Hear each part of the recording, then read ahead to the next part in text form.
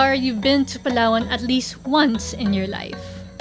Chances are you probably heard of Coron, El Nido, or Puerto Princesa.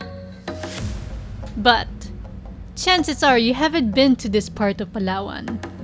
Because it's far, there are no hotels, waves can be unforgiving. Oh my god! Oh my god! And they say there are crocodiles around these parts. But don't worry, we didn't encounter crocodiles during this trip.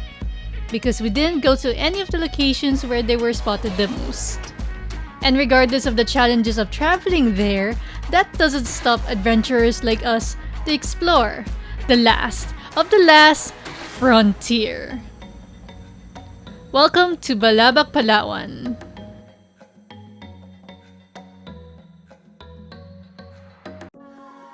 Balabac is located at the southwesternmost tip of Palawan. It's so far that it's already near the Malaysian border, where people can easily travel to Malaysia, and Malaysian products are common around these parts.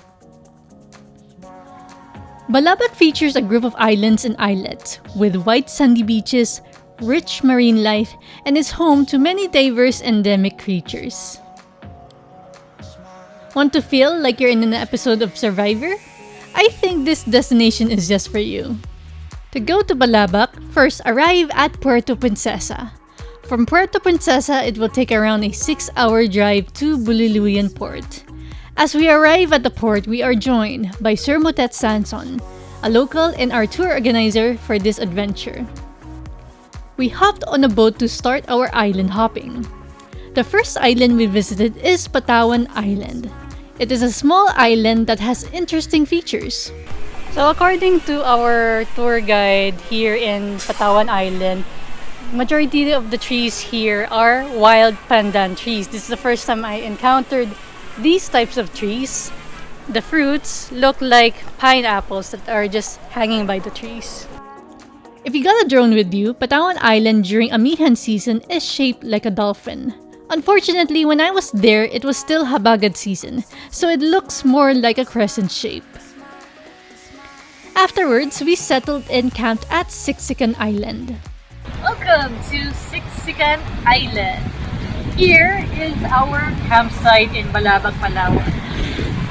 As you can see, there are a lot of cottages where you can have lunch or dinner, and they have kubos where you can stay that are good for 4 to 6 people. There's no aircon, there's no fan, but in the evening, it's really cold in this island. Besides having an island to rest and relax after each trip, Sixican Island is rich in coral reefs where divers will surely admire its marine life. During our stay, I roamed around this 38-hectare island to see what else is here.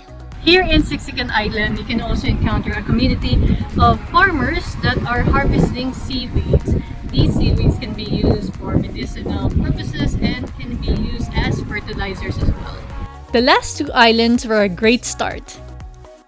These upcoming ones will surely make you want to go here.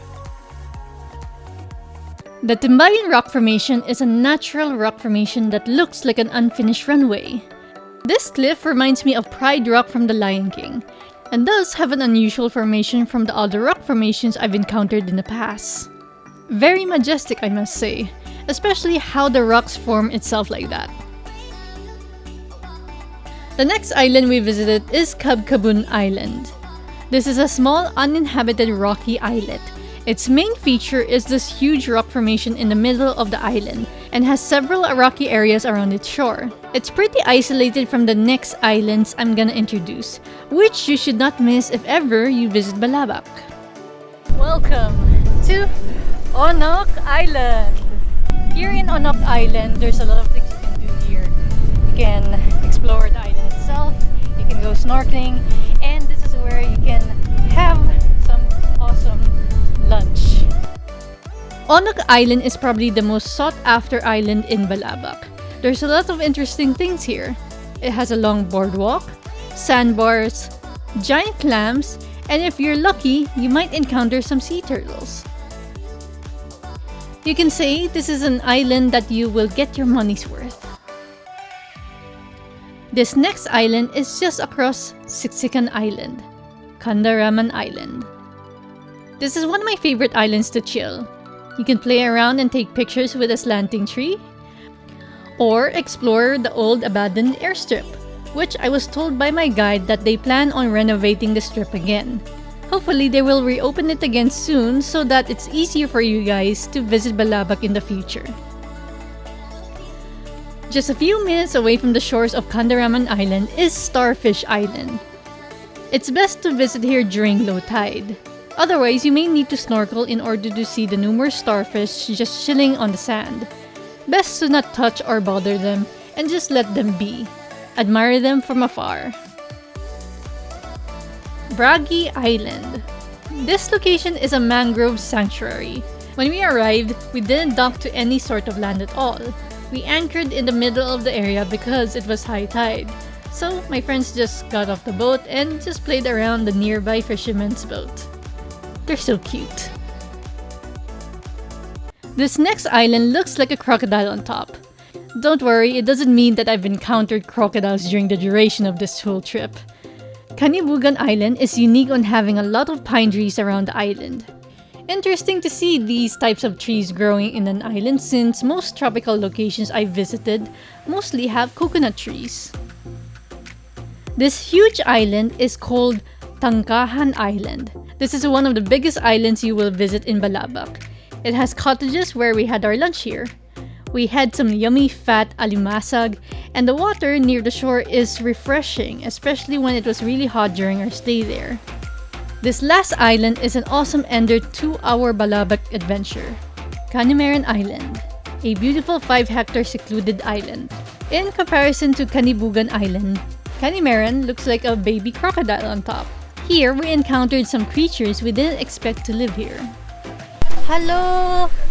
Hello, little peacock! Grabe guys, we encountered a peacock here in Canyemeren Island. And my friends are now singing Peacock by Katy Perry.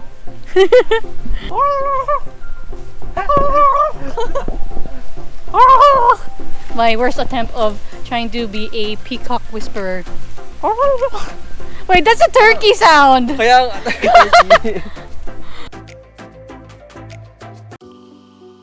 Balabac may not be a luxurious destination that people would visit compared to the popular destination you would know in the Philippines, but it is a destination that if you went at least once in your life, you may want to go back again for more. It's a challenge to travel and can be uncomfortable to handle, but each destination we visited is worth it. It is a place where people like us would admire its raw state. We practically owned each island we have visited and experienced serenity like no other. So stop hesitating, stop second guessing, cause Balabac is definitely an adventure you shouldn't miss.